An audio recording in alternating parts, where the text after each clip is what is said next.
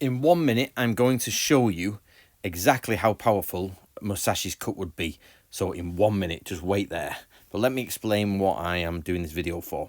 Right, I made this video here a few weeks ago, and I said this is, what Musashi said. He said you should train one-handed to get up your power, basically, for doing swordsmanship one-handed. And oh, look at Chip, there he is. Look at little Chip, yeah, little bugger. And basically, he's not the dog that snores, by the way.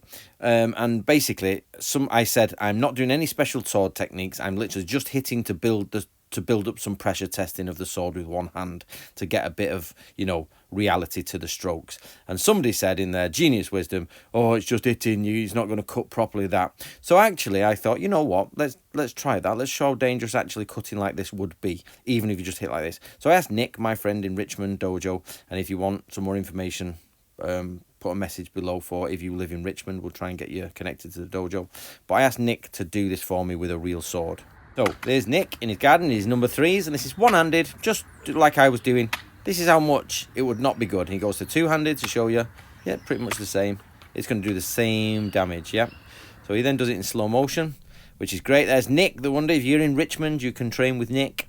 And but basically I said, just hit it, Nick. Hit the thingy like I am doing and show us how powerful it could be. And there you go. That's your hand off, your neck off. You know what I mean? This is where I find it strange that people say, oh, you're just hitting it, it wouldn't do anything. Do you think this is the mentality of it? If you just hit someone with a sword, it doesn't do anything. You have to cut in a special way.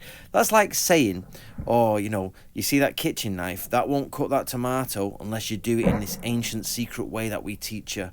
No, yes, if you hit someone with a sword, it will pretty much kill it. It'll kill a person, do you know what I mean? Or it'll start gashing them up and you'll be bleeding everywhere.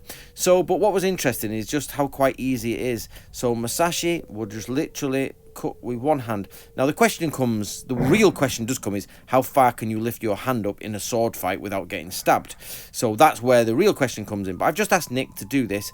And when I go to Richmond, if you get ready, guys, I'm doing a course in Richmond in November this year. So if you want to come and join and train with me, I'll be doing it at the end of November. Details will come soon. And basically, I'm going to get Nick to prepare me some mats. I'm going to try and cut as Musashi would cut, and cut with a pull push as well, like Natori Masazumi would cut. So instead of having the intention of just cutting through the straw because that's what looked cool, I'm going to literally just do it to see what damage would it do to the human body if you cut as in you were in a sword fight and that you were just cutting to someone's wrist or you were cutting to the side of their neck. But as you can see, Nick has done us a great collection of double-handed and single-handed sword techniques, and this is pretty much how Musashi would have fought. He moves from one hand to two hands, and there you go. Please join us at Natori Ryu if you want to on Facebook. And in celebration, my book of Bushido has just come available on Audible. It is available the 9th of April, and this video is going up just before the 9th of April starts. So if you are interested in samurai and you have an Audible account, then all I ask is you just go over, spend 1 credit there and get yourself a copy of the Book of Bushido.